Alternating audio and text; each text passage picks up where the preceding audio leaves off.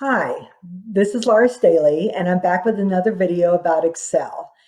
Now, I did a video last week about functions and giving you an introduction with the 8 most useful ones, according to my opinion.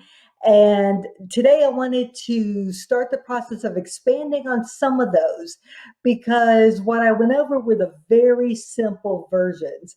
But there are other options for some of these types of functionality that would give you a whole lot more options in your spreadsheets. So today I'm going to start with what I call the 500-pound gorilla of functions, which is the sum type of functionality. So I did cover the sum function in that previous video, and I'll link it down below so that if you want to see that, you can.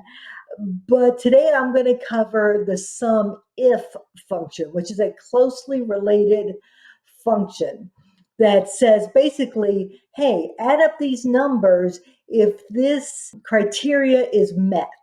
So it lets you refine your data quite a bit and do a lot with the data other than just add it up.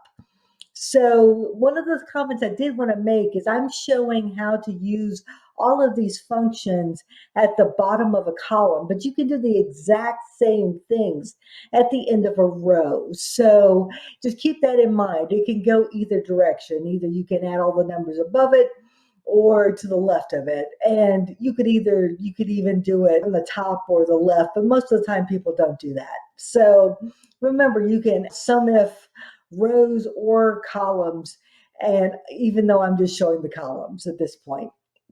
So let's get started. Now this is my spreadsheet, and I did want to show you one thing with the sum function before I plunge into SUMIF, and that is how you sum non-contiguous cells. So in other words, how do you add up numbers in cells that are not next to each other? And the basic answer is that you use commas instead of a colon to denote a range.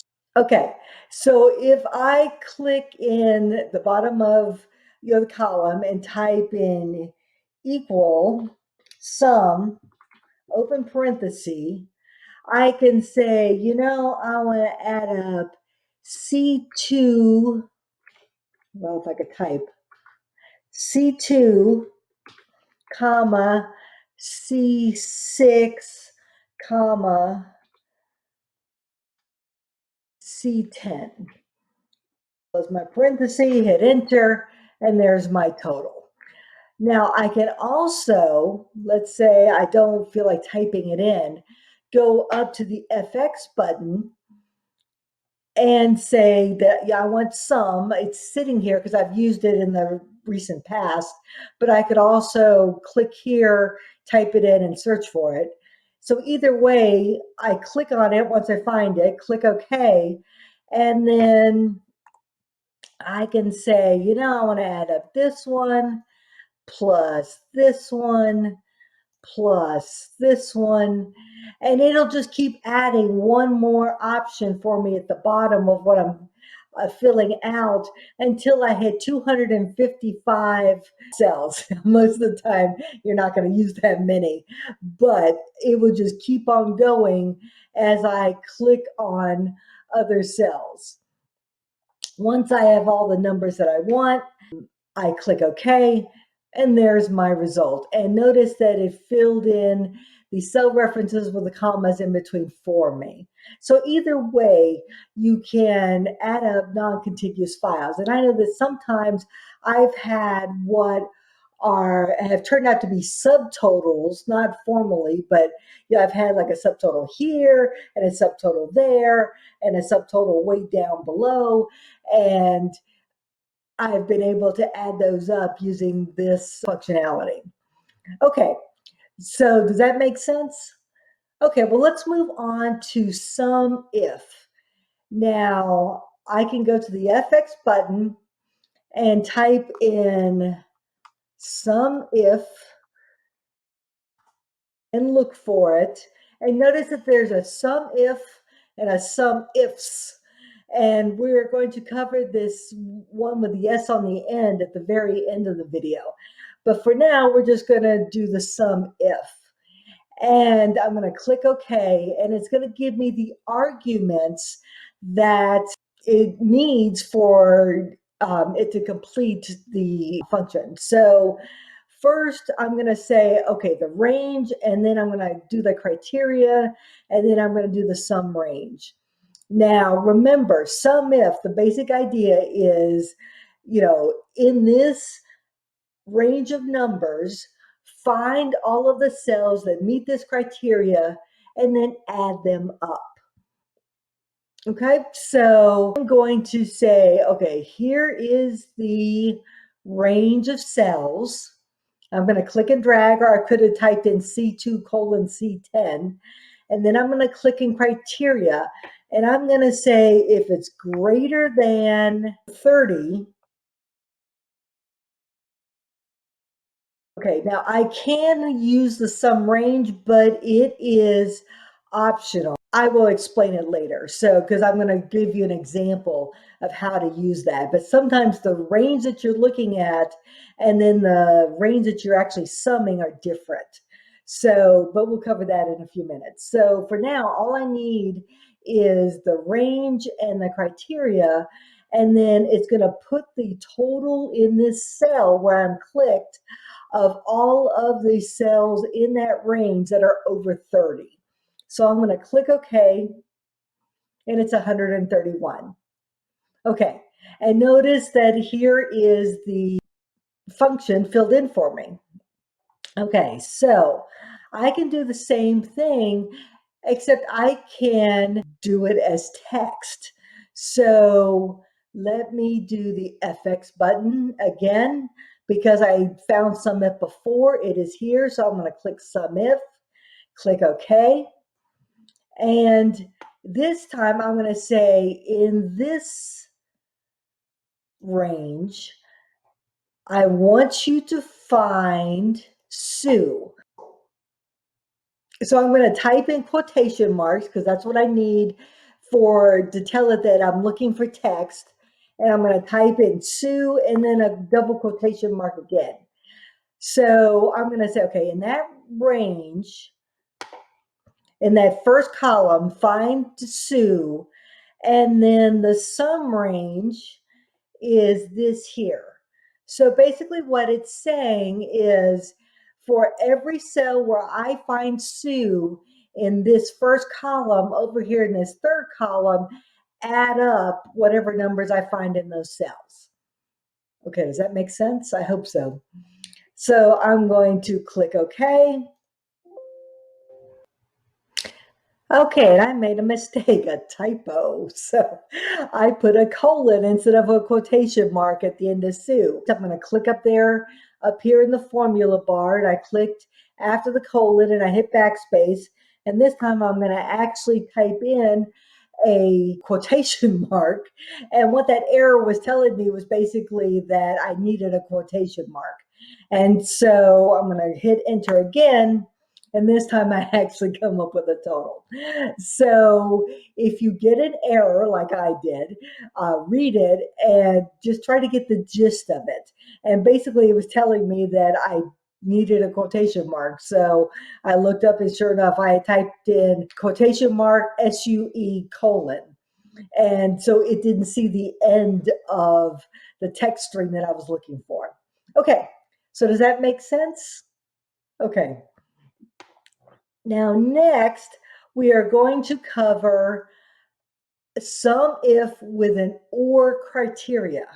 Now, what this means is you may say, okay, add up the sales this quarter for chairs or tables, but not couches, that type of thing. And so basically what we're going to do is use two SUMIF functions in a formula. And it may sound complicated, but it's not really all that much.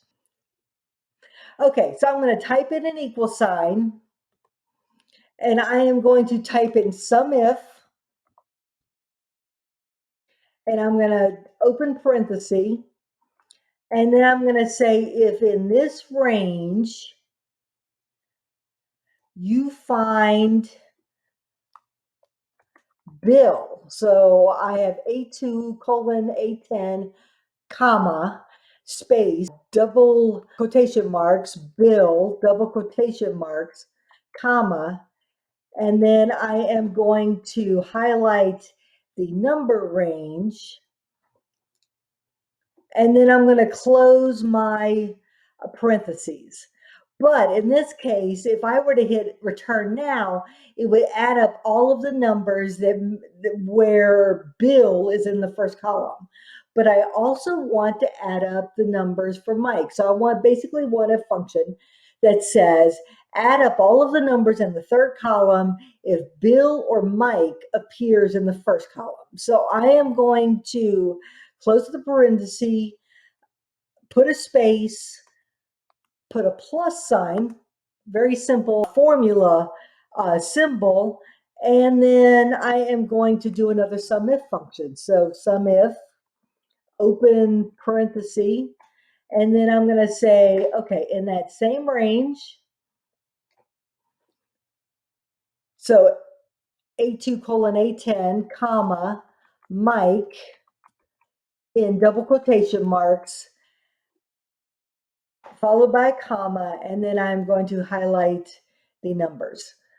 Okay, so it's basically two SUMIF functions that are where I'm adding the numbers together. And then I'm going to close my parentheses, and then I'm going to hit enter. And it's 121. Okay, now remember, I will have a blog post with the link down below so that if you need to see this in writing, you can go there, click there, and then take a look at the blog post, and that will lay it out in print so that you can actually see what it is that I'm typing in. Okay, now this works if the arguments that I'm looking for, in this case, Bill and Mike, are in the same column. It will not work if Bill and Mike were in two different columns for some reason. So keep that in mind. With this OR criteria for SUMIF, the 2 or 3 or however many different criteria that I'm looking for all have to be in the same column. Now, there is another function, the SUMIFS, that I pointed out at the beginning of the video that can fix this issue if you have different criteria and they're in different columns. Okay, in this case, I'm going to say that if Bill is in the first column and yes is in the second column for yes, it was inspected, then I will add up the numbers from that sum range in the third column. So this allows me to identify multiple criteria across multiple columns. So in the sum range, I'm going to click and drag over those numbers, and then I'm going to set up my criteria range and then the actual criteria. So the first criteria range is this first column, and the criteria is I want Bill. So remember, I need double quotation marks to make it work. And then the second criteria range is this second column.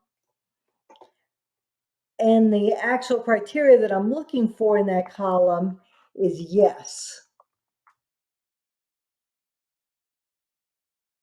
Okay, so basically I'm saying add up all the numbers in C2 to C10 where Bill is in column A and yes is in column B. Okay, does that make sense? Okay, I'm going to click OK. And the sum is 88. Okay, I'm hoping that you can see some examples of things that you might want to apply to your own spreadsheets in analyzing the data that you have. Because if you can get Excel to do the analysis for you, it is so much simpler. And it may help you make more data-driven decisions that are based on the actual numbers rather than a gut feel. All of that still comes in handy, but it's still nice to know the numbers. And so here are some examples of how you can maximize the functionality. Now, there are other examples out there, and I will cover some of them in future videos. For example, I will be making a video on how to use dates in functions. So you might want to say, add up all of the numbers for dates between this date and that date. So that will be coming in the future. But for now, I hope this gets you started, and have a good day.